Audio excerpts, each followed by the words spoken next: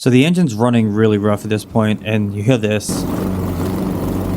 That sputter, the engine was running rough, and then it smoothed out right after that sputter. But then I can see all this smoke coming out of the gills. At this point, I know it's something serious, so I declare an emergency with them. It's about 7:30. It's air show weekend. Short little cross country today. We're going down to Wilmington, North Carolina to stage the aircraft for the show at Wings over Carolina Beach, which is just south of that airport. Aircraft pretty much ready to go. Just got to put some fuel in it, throw my little bit of stuff in there. I got a box coming with me like that LaBelle Air show because it's a local one.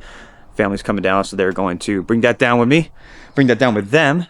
Besides that, just gotta throw the rest of the stuff in there, push it out, get some fuel in it, get down there. Nice short 20-minute flight. Don't have to put any fuel in the main wing tanks, which is nice. So yeah. So anyways, let's get down to Wilmington for Wings over Carolina Beach Air Show. Let's go. We're driving west to the coastline, and it feels like summertime as the wind is blowing by. Yesterday in the rear view, moving on to the brand new. Skies ahead, the clearest blue. Charting out our own path. Nothing holding us back. So we go chasing the sunlight. Hold on, yeah, it's a wild ride. Won't stop, now this is our time. The best is yet to come. All right, hangar door is closing. Put the fuel in the plane, 15 liters of oil. We got about 30 gallons of gas. Let's head down to Wilmington for Wings over Carolina Beach 2026. Let's go.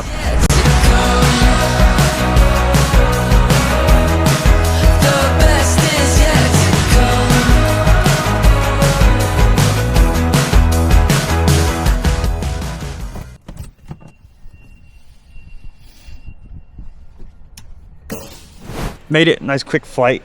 Just like 6,500, a little bit of headwind, but nice quick flight over here. Just got the smoke oil in the plane, just got fuel in the plane for the practice flight that's for today. Got a nice big old hangar over here. Warper Thunder is right behind me here. They're getting ready to do, looks like some media rides. So yeah, just hang out. Briefing's in about an hour and a half, and then we'll go fly and go see this beautiful Carolina Beach. So yeah, I'm excited. Hope you guys are.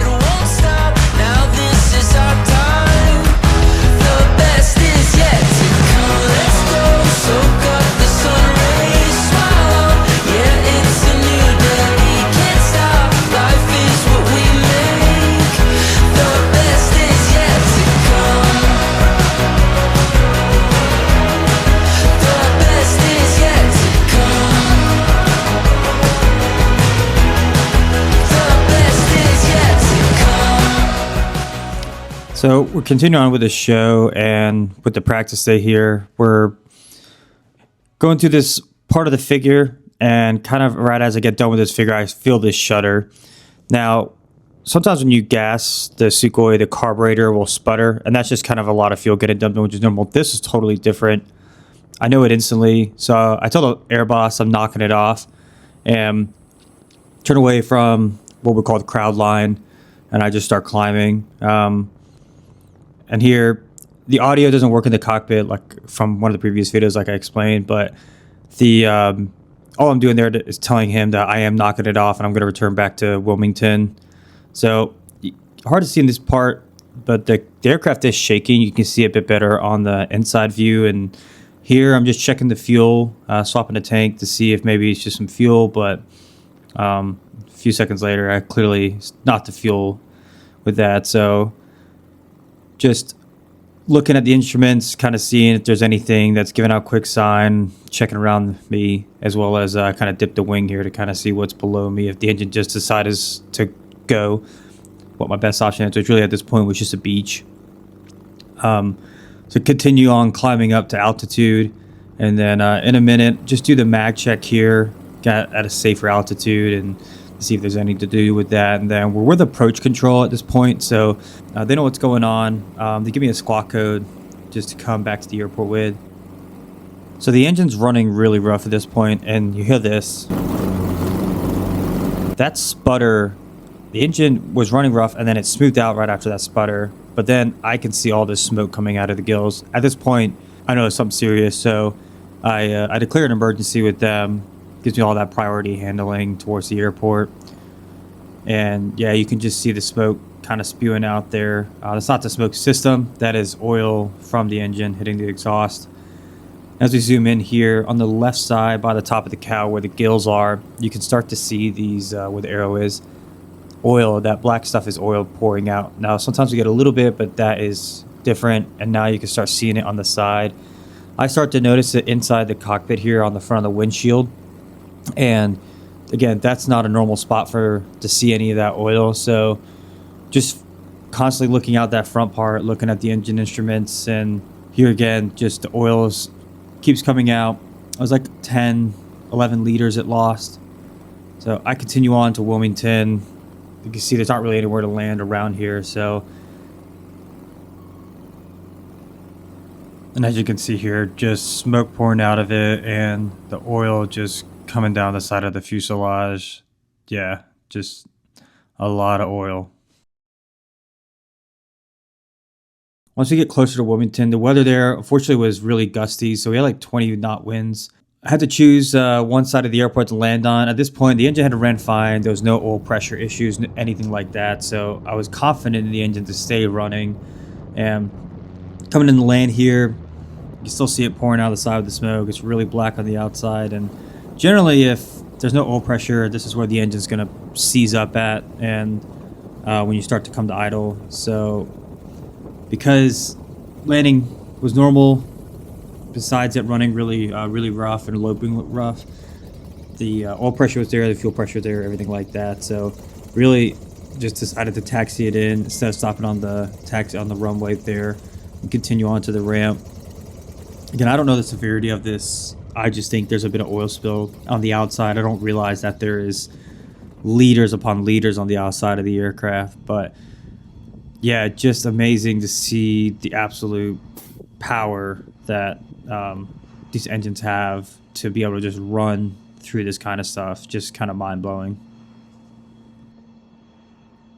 And at this point, the emergency personnel arrived just because it was standard protocol since I declared an emergency. But yeah, big thanks to the air boss, to the approach controllers, the tower, even the fire personnel. You know, the situation that was at hand, they did a great job helping me out, letting me focus what was going on. And yeah, so big thanks to all of them.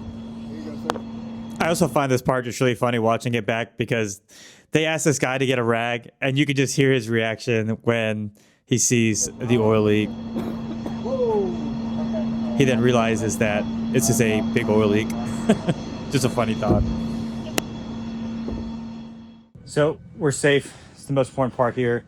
Unfortunately, during the middle of the sequence, it was running real rough. We found out that one of the cylinders cracked completely.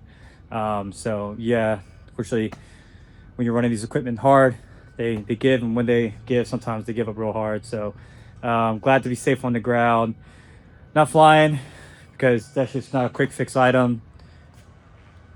A lot of oil. It's about like 10 liters in a couple minutes. But thankfully to the air traffic controllers, you know, air boss, FA on the ground, everybody like that, super helpful with getting me direct back to the airport. The air show site's a bit of a ways from the airport, so it was kind of a hairy few minutes there, but everyone worked really well to give me the most direct path to there. But yeah, get it cleaned off. Unfortunately, I just cleaned it off, so I have to do that all again, but we'll get it cleaned off, do an engine oil analysis on it, make sure that there was no metal got into the engine, and then we'll let the mechanic kind of decide what the next best course of action is from here. Luckily, I'm not that far from my airport for where I'm from, so a couple of days I'll come back out, check it out, see what the damage is. So yeah, anyways, that's it. So clean it up now. So, happy to be safe. That's all that matters.